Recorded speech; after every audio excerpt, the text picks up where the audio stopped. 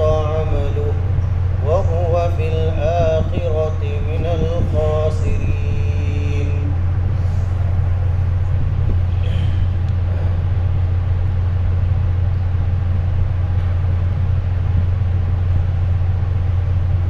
اليوم أحل لكم الطيبات، آج حلال کر دیا گیا تمہارے لیے پاکیزہ چیزوں کو۔ اس آیت شریفہ میں کئی جملے ہیں۔ پہلا جملہ یہی ہے الیوم احل لکم الطیبات، آج کے دن تمہارے لیے پاکیزہ چیزوں کو حلال کر دیا گیا۔ آج سے کون سا دن مراد ہے؟ آج سے مراد ہے عرفے کا دن۔ 10 ذی الحجہ میں حجۃ الوداع کے موقع پر یہ آیت شریفہ اور اس سے پہلی آیت شریفہ عرفے کے دن نازل ہوئی، تو وہی دن مراد ہے۔ اس سے پہلی آیت شریفہ میں اللہ تعالیٰ نے اپنا ایک انعام، اخروی انعام بیان فرمایا، دینی انعام بیان فرمایا، الیوم اکملت لکم دینکم، کہ آج میں نے تمہارا دین مکمل کر دیا۔ یہ تمہارے اوپر ایک دینی انعام ہوا۔ اس دوسری آیت شریفہ کے پہلے جملے میں اللہ تعالیٰ فرما رہے ہیں کہ آج کے دن تمہارے اوپر ایک انعام یہ ہوا ہے کہ جو پاکیزہ چیزیں ہیں وہ تمہارے لیے ہمیشہ ہمیش کے لیے حلال کر دی گئی۔ یہ گویا دنیاوی نعمتیں بھی تمہارے اوپر کامل و مکمل ہو گئی۔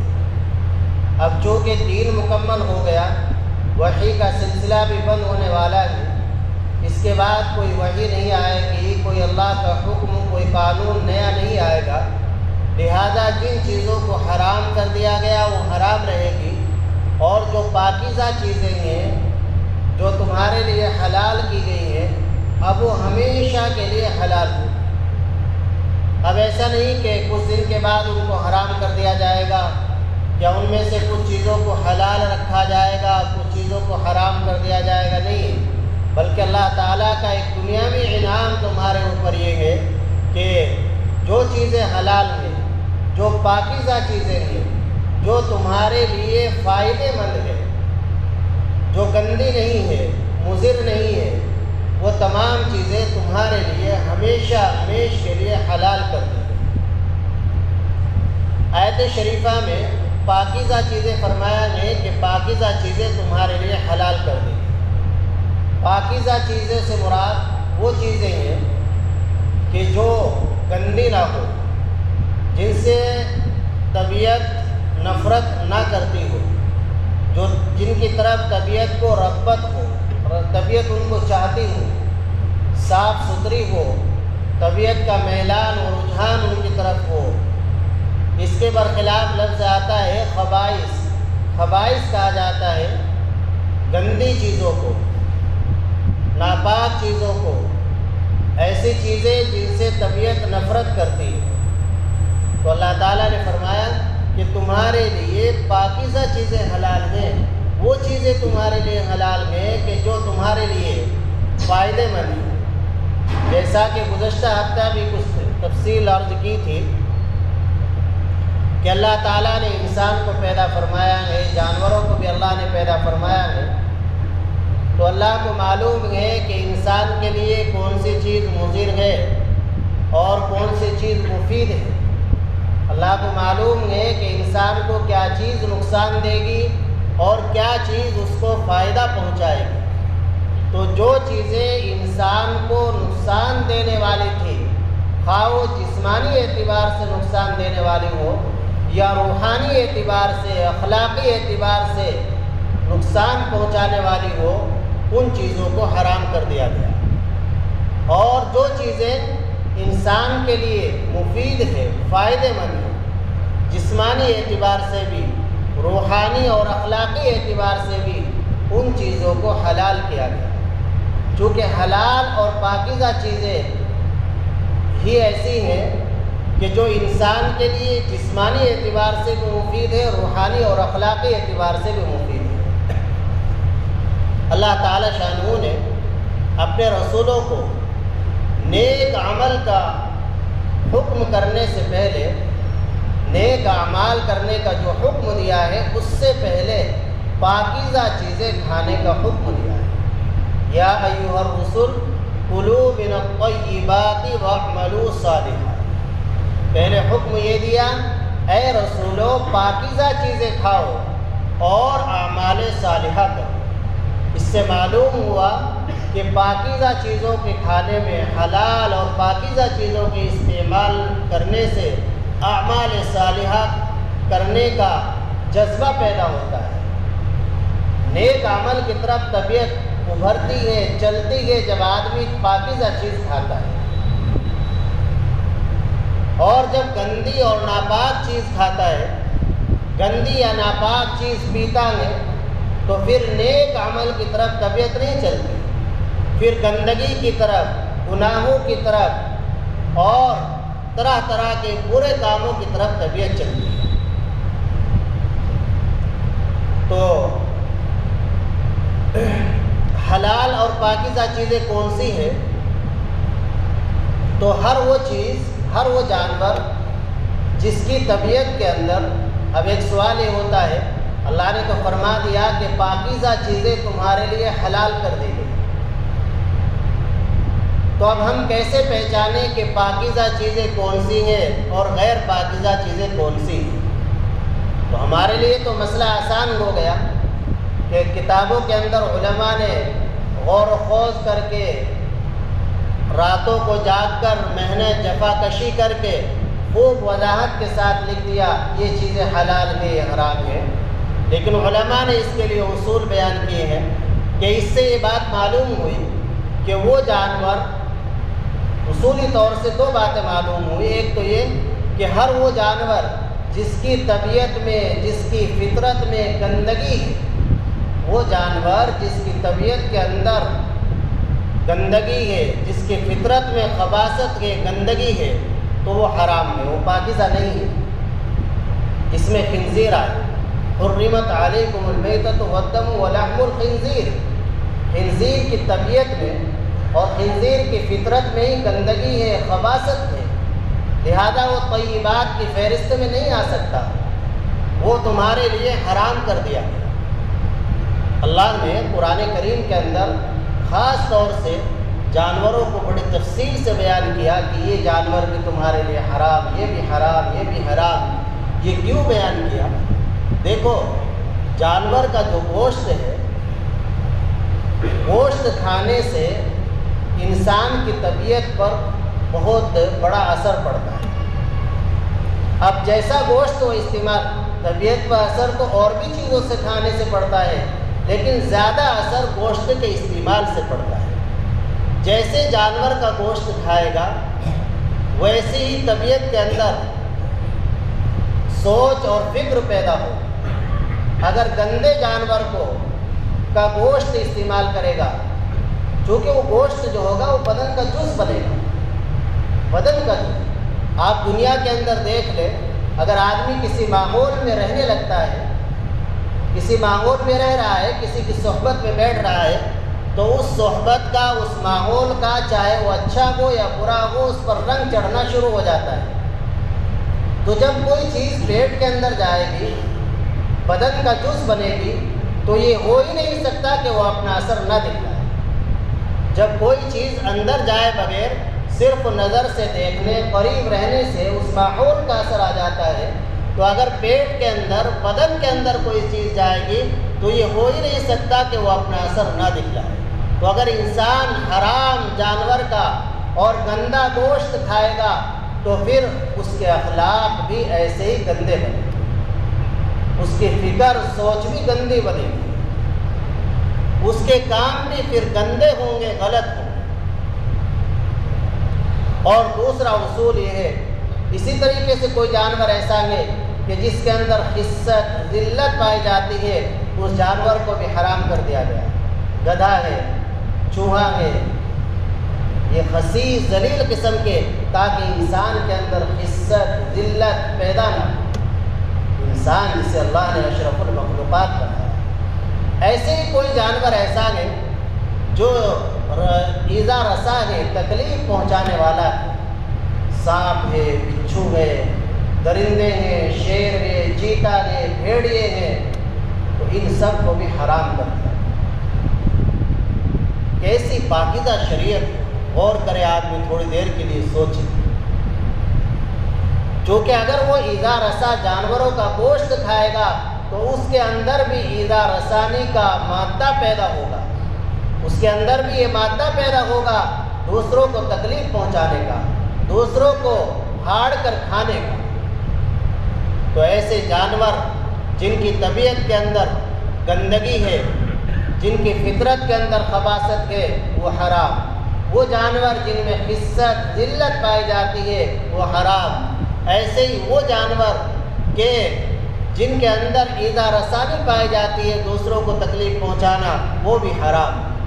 اسی طریقے سے وہ جانور جس کو شرعی طریقے کے مطابق ذبح نہیں کیا گیا ہے، وہ بھی حرام ہے۔ اس میں وہ بہت سارے جانور آ جاتے ہیں جو گھٹ کر مر گیا، وہ اس کا خون اندر ہی رہ جاتا ہے، جو نقصان دہ ہوتا ہے۔ اسی طریقے سے جو جانور ٹکر کھا کر مر گیا، یا اسی طریقے سے اوپر سے گر کر مر گیا، یہ سب جو تفصیل آئی تھی 9 قسم کے جانور کے، تو ان سب کو حرام کیا گیا۔ اس اصول کے مطابق کہ جو جانور شرعی طریقے کے مطابق ذبح نہیں کیا جا رہا ہے، وہ بھی حرام ہے۔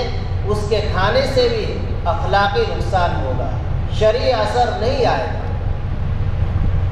خاص طور سے جانور کے بارے میں حکم ہے، جب اس کو ذبح کیا جا رہا ہے تو اس پر اللہ کا نام لیا گیا۔ اگر اللہ کا نام نہیں لیا گیا، یا ایھا الذین آمنوا لا تأکلوا مما لم یذکر اسم اللہ علیہ، اللہ فرما رہے ہیں اس جانور کو نہ کھاؤ جس پر جان بوجھ کر اللہ کا نام نہیں لیا۔ تو یہ اللہ کا نام لینا بھی جانور کو ذبح کرتے وقت ضروری ہے، فرض ہے۔ اب ایک سوال پیدا ہو سکتا ہے کہ جس طریقے سے گوشت کھاتے ہیں جانور کا، تو ایسے ہی سبزی ہے، لوکی، کدو، دنیا بھر کی سبزی ہیں، وہ بھی کھائی جاتی ہیں۔ تو ان کو کاٹتے وقت یا ان کو کھاتے وقت تو اللہ کا نام لینا ضروری نہیں، جانور کو ہی ذبح کرتے وقت اللہ کا نام لینا کیوں ضروری قرار دیا؟ اتنی اہم شرط، اتنا اہم مسئلہ کہ اگر اللہ کا نام چھوڑ دیا تو جانور حرام ہو گیا، وہ مردار کے حکم میں ہو گیا۔ اور سبزی دنیا بھر کی، غلے، اناج آدمی کھاتا ہے، ان میں ٹھیک ہے، ان کو کھاتے وقت بسم اللہ پڑھنا مستحب قرار دیا گیا، لیکن فرض اور ضروری تو نہیں قرار دیا گیا۔ تو اس کی کیا وجہ ہے کہ جانور کو ذبح کرتے وقت بسم اللہ کو ضروری قرار دیا گیا؟ تو اصل وجہ تو اللہ کا حکم ہے، کوئی وجہ کسی کی سمجھ میں آئے نہ آئے، ہمیں تو یہ ہے کہ اللہ کا حکم ہے، ہمیں ماننا ہے۔ لیکن حکمت بھی، فعل الحکیم لا یخلو عن الحکمت، حکیم کا کوئی کام حکمت سے خالی نہیں ہوتا۔ اللہ کے ہر حکم میں مصلحت ہے، حکمت ہے۔ تو اس کا ایک جواب تو علماء نے یہ دیا ہے کہ اصل میں جاندار جتنے بھی ہیں وہ سب جاندار ہونے میں برابر ہیں۔ انسان بھی ایک جاندار ہے اور حیوان بھی ایک جاندار ہے، تو جاندار ہونے میں سب برابر ہیں۔ لیکن اللہ نے انسان کو اشرف المخلوقات بنایا، اور اس جاندار کے لیے ایک دوسرے جاندار کو اللہ نے حلال کیا ہے، تو یقیناً یہ اللہ کی ایک بڑی نعمت ہے۔ لہذا اس عظیم نعمت کا استحضار، اس عظیم نعمت کے وقت، اس عظیم نعمت کو حاصل کرنے کے وقت اللہ تعالیٰ کا استحضار اور اللہ کو یاد کرنا ضروری ہے، جس نے اتنی بڑی نعمت دی۔ اور رہی سبزی ترکاریاں، وہ تو انسان کے کھانے کے لیے اللہ نے پیدا کی۔ اور دوسری جو اہم وجہ معلوم ہوتی ہے وہ یہ ہے، دوسرا جواب یہ دیا ہے کہ اصل میں اس زمانے میں مشرکین جانوروں کو ذبح کرتے تھے بتوں کے نام پر، بتوں کا نام لے کر، کوئی لات کا نام لے کر بسم اللہ، کوئی بسم العزیٰ، جو بتوں کے نام تھے تو ان کا نام لے لے کر جانوروں کو ذبح کیا کرتے ہیں۔ تو اللہ تعالیٰ نے اس ایک ناجائز اور غلط طریقے کو بدل کر صحیح طریقے کا حکم دیا۔ ایک طریقہ تو یہ تھا کہ حکم دے دیا جاتا کہ کسی کا نام نہ لو، نام لیے بغیر ذبح کرو۔ یہ ذرا ایک دم چھوڑنا مشکل تھا، کیونکہ مدتوں سے چلا آ رہا تھا ایک سلسلہ کہ کسی کا نام لیتے تھے۔ تو اللہ تعالیٰ تو حکیم ہے، اللہ نے انسانوں کو پیدا کیا ہے، انسان کے مزاج کو سب کچھ جانتے ہیں۔ تو یہ حکم اگر دیا جاتا تھا کچھ نام نہ لو تو مشکل تھا ذرا، تو اس لیے تبدیل کر دیا کہ بت کا نام نہ لے کر اس کا نام لو کہ جس نے اس جانور کو پیدا کیا اور تم کو پیدا کیا، اور جو نے اس جانور کو تمہارے استعمال کے قابل بنایا۔ تو یہ سب حکمت ہے۔ تو اللہ کا نام لے کر جانور کو ذبح کیا جائے۔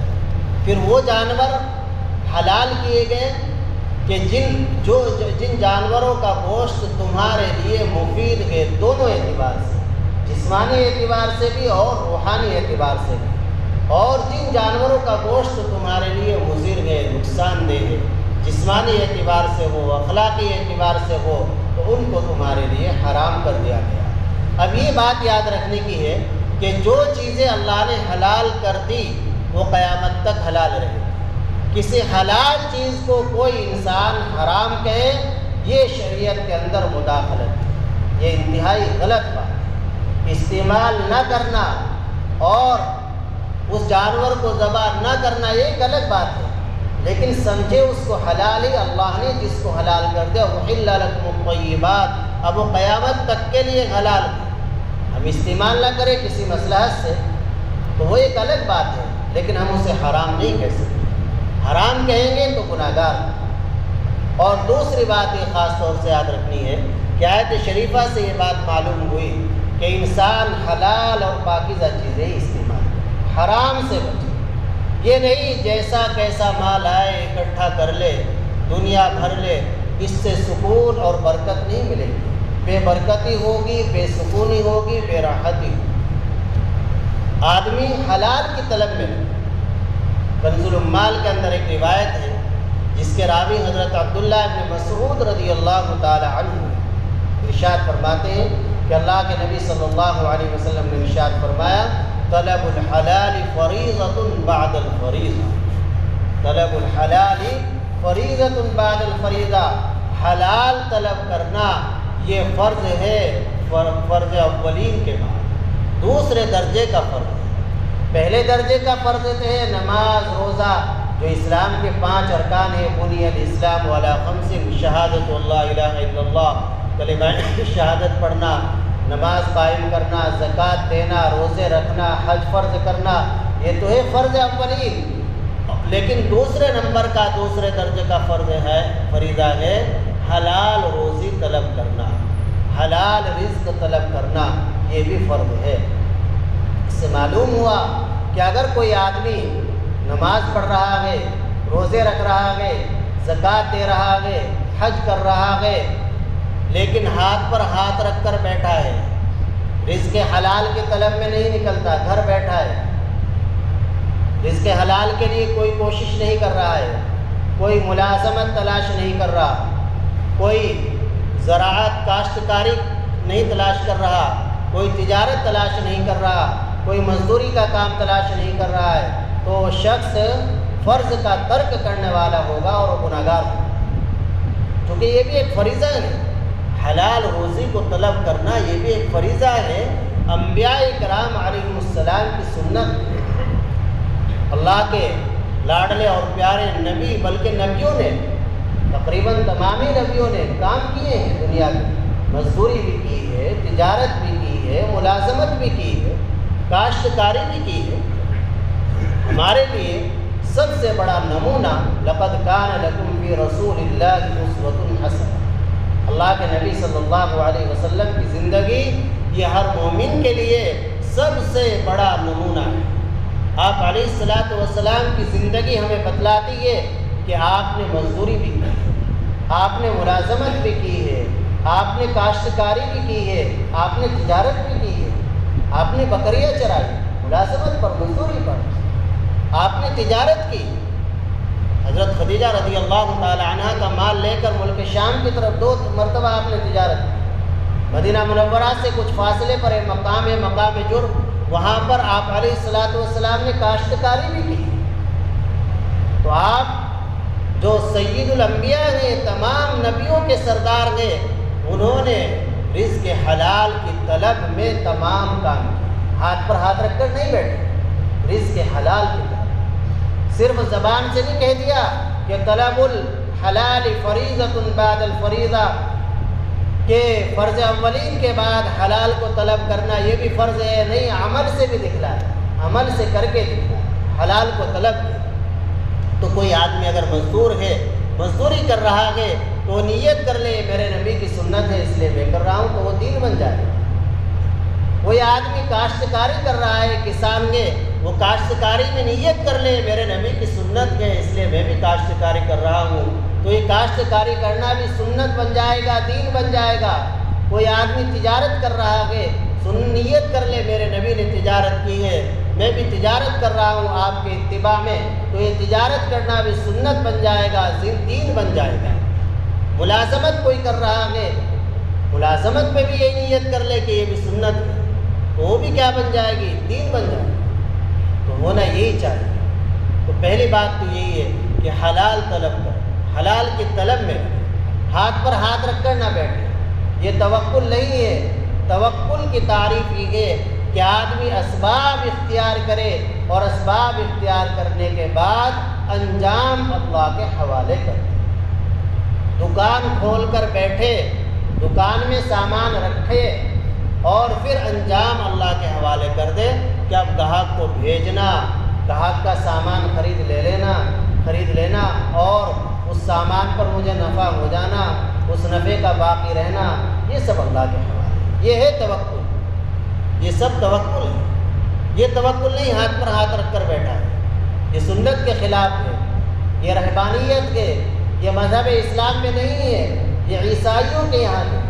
یہ رہبانیت کہ جنگلوں میں آدمی جا کر نکل جائے، کوئی دنیا کا کام نہ کرے، اللہ اللہ کرتا رہے، اس سے اللہ راضی ہوگا، یہ مذہب اسلام میں نہیں ہے، یہ عیسائیوں کے یہاں طریقہ تھا۔ مذہب اسلام میں تو یہ ہے کہ آدمی اللہ کا فریضہ ادا کرے، اور دوسرے نمبر پر یہ فریضہ ادا کرے حلال روزی کو طلب کرے، حلال روزی کو تلاش کرے، اپنے مال میں ذرہ برابر بھی حرام کو شامل نہ کرے، ورنہ اگر حرام شامل ہوگا تو آپ کے پاس پیسہ آتا تو دکھے گا لیکن رکتا نہیں دکھے گا، اور اس پیسے سے راحت نہیں ملے گی، سکون نہیں ملے گا۔ سکون اور راحت جو ملتی ہے وہ حلال کمائی سے ملتی ہے، پاکیزہ کمائی سے ملتی ہے۔ حرام سے بچے۔ اب بہت سے حرام ایسے ہیں جن کی طرف ہمارا ذہن بھی نہیں جاتا، اور ہم سوچتے رہتے ہیں، خوش فہمی میں مبتلا رہتے ہیں کہ ہم تو حلال ہی کما رہے ہیں، حلال ہی کھا رہے ہیں، بچوں کو حلال ہی کھلا رہے ہیں، پھر یہ کیوں بیمار ہوا، کیوں پریشانی آئی؟ سوچتے نہیں کہ ہم نے بھی اپنی کمائی میں حرام شامل۔ ہم یہ سوچتے ہیں کہ حرام تو وہی ہے، سود کا پیسہ حرام ہے، رشوت کا پیسہ حرام ہے، چوری کا پیسہ حرام ہے، اسے تو سب حرام جانتے ہیں۔ ایک چور حرام ہے، چور حرام، جس کو جاننے کی ضرورت ہے۔ وہ کیا ہے چور حرام؟ وہ چور حرام یہ ہے کہ مثلا آپ تجارت کر رہے ہیں یا آپ ملازمت کر رہے ہیں، تو تجارت میں ملازمت میں کوتاہی کرنا، مثلا تجارت میں کم تول دیا، کہ کوئی چیز عیب دار دے دی دوسرے کو بتائے بغیر، تو وہ ظاہر ہے وہ پیسہ آپ کا حرام ہو گیا، اس میں حرام شامل ہو گیا۔ آپ کہیں پر نوکری کر رہے ہیں، آپ کا وقت طے ہے 8 گھنٹے کام کرنا ہے، 6 گھنٹے کام کرنا، آپ نے اس وقت میں سے 6 گھنٹے میں سے 8 گھنٹے میں سے جو طے ہے آدھا گھنٹہ یا 1 گھنٹہ آپ نے اس کام کے علاوہ کہیں اور ضائع کر دیا، تو آپ کی کمائی میں وہ حرام کمائی شامل ہو گئی۔ مثلا 8واں حصہ آپ کا وہ حرام ہو جائے گا۔ اب آپ پر فرض ہے، ضروری ہے کہ جہاں آپ ملازمت کر رہے ہو، کوئی کمپنی ہو، اسکول ہو، مدرسہ ہو، آپ وہاں دفتر میں اطلاع کر کے اتنے پیسے کٹوائے، اتنے پیسے واپس کریں۔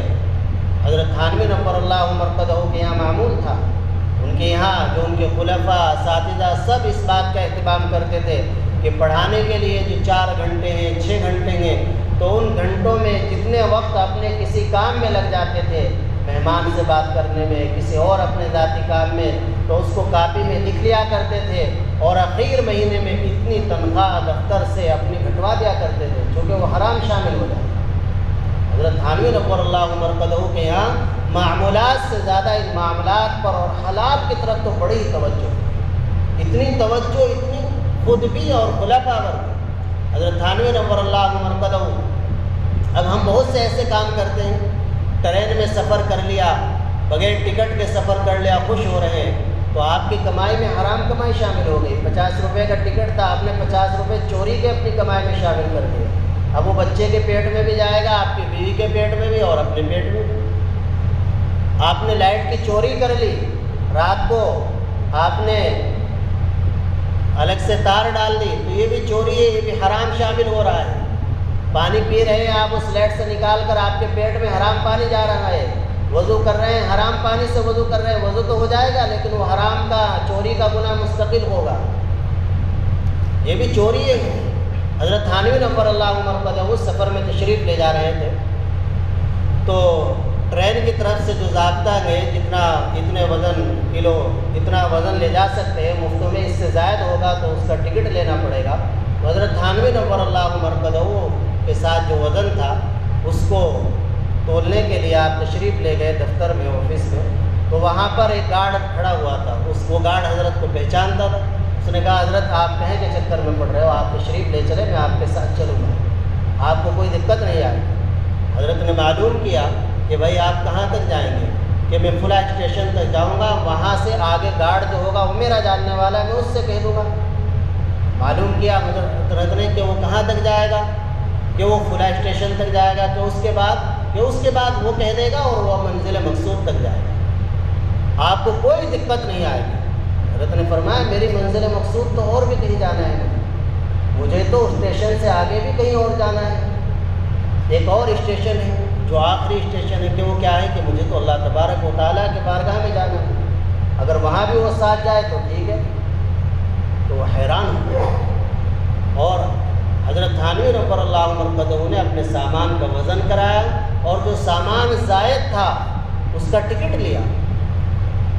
یہ ہے اولئک آبائی فجینا بمثلہم، یہ ہے ہمارے آب و اجداد، یہ ہے سچے پکے مسلمان جنہیں دیکھ کر لوگ ایمان قبول کریں۔ آج بھی ہیں، لیکن بننا ہر مسلمان کو ایسا چاہیے۔ ایک خلیفہ حضرت کے تشریف لائے آپ کے پاس، خلیفہ جنہیں خلافت دے رکھی ہے، عالم بھی ہے، خلیفہ بھی ہے، جیسے ہی تشریف لائے بچہ بھی ساتھ ہے، تو یہ نہیں پوچھا کہ تہجد پڑھ رہے ہو یا نہیں، تسبیحات چل رہی ہے یا نہیں، تلاوت چل رہی نہیں، معلوم کیا سب سے پہلا سوال یہ تھا سلام دعا کے بعد، بچے کا ٹکٹ لیا ہے کہ جی لیا، آدھا لیا پورا کہ جی آدھا لیا، کہ کتنی عمر ہے؟ خلیفہ صاحب نے کہا کہ جی ہے تو 13 سال عمر، لیکن 12 کا لگتا ہے، تو میں نے آدھا ٹکٹ لے لیا۔ فرمایا تم خلافت کے اہل نہیں، میرے سے غلطی ہوئی، فوراً خلافت واپس لے لی، کہ تم نے یہ آدھا ٹکٹ لیا، پورا ٹکٹ لینا لازم تھا۔ 13 سال کی عمر میں، اس وقت کا قانون، 13 سال کی عمر میں پورا وقت ٹکٹ لینا لازم تھا، آپ نے آدھا لیا۔ کیا آپ کو یہ خیال نہیں آیا کہ آدھے ٹکٹ کے پیسے آپ کے مال میں حرام شامل ہو گئے، اور آپ حرام کھاؤ گے، حرام کھلاؤ گے، تو آپ خلیفہ بننے کے اہل نہیں ہیں، اپنی خلافت واپس لے لیں۔ یہ حضرت تھانوی نور اللہ مرقدہ ہو گیا۔ آدمی جب حلال کھاتا ہے اور حلال کی طلب میں لگا رہتا ہے تو اس کا درجہ اللہ تعالیٰ دنیا میں بھی بلند کرتے، آخرت میں بھی بلند کرتے۔ دنیا میں بھی اللہ تعالیٰ اسے عجیب قسم کا سکون اور عجیب قسم کی خوشی اور راحت نصیب فرماتے ہیں، اور آخرت میں بھی بڑا مقام نصیب ہوتا ہے۔ حضرت مفتی تقی صاحب دامت برکاتہم نے لکھا ہے کہ میرے والد صاحب حضرت مفتی شفیع صاحب رحمۃ اللہ علیہ نے مجھے قصہ سنایا تھا کہ حضرت عبداللہ ابن مبارک رحمہ اللہ بڑے بزرگ ہیں، حضرت امام اعظم ابو حنیفہ رحمہ اللہ کے مخصوص شاگرد ہیں، سن 118 ہجری میں پیدائش ہے، 181 ہجری میں وفات کے، اندازہ لگائیے آپ تقریباً 1200-1300 سال ہو گئے ہوئے ہیں۔ اور نام ایسا زندہ ہے، آپ بھی بارہا کتابوں میں سنتے ہوں گے، تقریروں میں بھی، کہ جیسے کل کے ہی، تو آدمی ایسا کام کر کے جائے کہ نام زندہ رہے۔ تو حضرت عبداللہ ابن مبارک رحمہ اللہ کا انتقال ہو گیا۔ انتقال کے بعد کسی نے خواب میں دیکھا، حضرت عبداللہ ابن مبارک رحمہ اللہ سے معلوم کیا کہ جی کیا معاملہ گزرا، اللہ نے کیسا معاملہ کیا آپ کے ساتھ؟ تو فرمایا کہ اللہ نے میرے ساتھ بڑا کرم کا معاملہ فرمایا، اللہ نے مجھے معاف فرما دیا، لیکن میرے گھر کے سامنے جو ایک لوہار رہتا تھا، جو لوہا چھیدا کرتا تھا دن بھر، اس کا مقام کا تو کیا ہی پوچھنا، وہ میرے سے بہت اونچے مقام پر ہے، اس کا درجہ بہت اونچا ہے۔ یہ عبداللہ ابن مبارک رحمہ اللہ فرما رہے ہیں، جن کی حدیث بخاری میں بھی ہے، مسلم میں بھی ہے، ابو داؤد میں بھی ہے، ترمذی میں، سبھی کے استاد، اتنے بڑے محدث، جمعیت فی خصال الخیر، جن کے بارے میں کہا جاتا ہے کہ تمام خیر کی خصلتیں، اچھی عادتیں گویا ان میں جمع ہو گئی۔ تو وہ فرما رہے ہیں کہ اس لوہار کا درجہ بھی کیا ہی پوچھے کیا۔ اب وہ خواب دیکھنے والے کی آنکھ کھل گئی۔ اب آنکھ کھلنے کے بعد وہ خواب دیکھنے والا فوراً حضرت عبداللہ ابن مبارک رحمہ اللہ کے سامنے جو گھر تھا اس میں پہنچا اور معلوم کیا گھر میں کہ آخر جو آپ کے شوہر کا بھی انتقال ہوا ہے، کیا معمول تھا؟ بیوی نے بتلایا کہ کوئی خاص معمول تو تھا نہیں، بس دن بھر اپنا لوہے کا کام کرتے تھے، ہاں اتنا ضرور تھا کہ حلال کمائی میں لگے رہتے، لیکن جیسے ہی اللہ اکبر کہا مؤذن نے، تو اگر ہتھوڑا ہاتھ میں ہے تو وہیں سے چھوڑ دیا، وہ لوہے پہ مارتے رہے، کیونکہ اب فرض اولی وہ ہے، نماز ہے، یہ دوسرے نمبر کا فرض ہے۔ جب مؤذن نے اللہ اکبر کہا تو اگر ہتھوڑا یہاں اٹھا بھی لیا تو اس کو لوہے پر مارتے نہیں تھے، بس وہیں چھوڑ دیا اور فوراً فرض اولین کے لیے مسجد میں چلے گئے، اور اس کے بعد پھر آ کر اپنا لگے رہتے تھے کہ اور کوئی عمل ہو، کہ اور تو کوئی ایسا نہیں۔ ہاں ایک بات یہ بھی لگتی ہے کہ جب عبداللہ ابن مبارک رحمہ اللہ اپنی چھت پر کھڑے ہو کر، شاید گزشتہ ہفتے میں بتلایا تھا، نماز پڑھا کرتے تھے تہجد کی، پچھلے ہفتے بتلایا تھا خشوع و خضوع کے بیان میں کہ اس طرح کھڑے ہو جاتے تھے، ان کے پڑوسی بیان کرتے ہیں ایسا معلوم ہوتا تھا جیسے لکڑی کھڑی۔ تو جب وہ تہجد کی نماز پڑھا کرتے تھے تو اس وقت یہ رشک کرتے ہوئے کہا کرتے تھے کہ کاش میرے اوپر یہ دن بھر کا بوجھ نہ ہو اور میں بھی رات میں اسی طرح نماز پڑھوں، میں بھی یہی کرتا، میں بھی یہی کروں، لیکن چونکہ میں حلال کمانا میرے ایسے حالات نہیں ہیں، یہ میرے اوپر فرض ہے، تو اس طرح یہ رشک کیا کرتے تھے۔ وہ کہنے لگے عالم کہ بس یہی وجہ معلوم ہوتی ہے کہ اللہ تعالیٰ کو ان کا یہ فرض اولین کے بعد فرض ثانی بھی اہتمام سے ادا کرنا، فرض اولین کو بھی اہتمام سے ادا کیا اور دوسرے درجے کا جو فرض ہے وہ بھی اہتمام سے ادا کیا، حلال کی طلب میں لگے رہے، نماز روزہ کرتے رہے، تو یہی اللہ کو اتنا پسند آیا کہ ایک بڑے اونچے محدث سے بھی ان کا مقام اونچا ہو۔ تو یہ ہے حلال کی برکت۔ بے شمار کتابوں میں واقعات لکھے ہیں کہ حلال کمائی کا دنیا میں بھی فائدہ ہے، آخرت میں بھی فائدہ ہے، دنیا میں بھی برکت رہتی ہے اور آخرت میں بھی اس انسان کو سرخروئی حاصل ہوتی ہے۔ اللہ تعالی ہم سب کو حلال کمائی نصیب فرمائے اور اس کے حلال کی طلب میں لگنے کی توفیق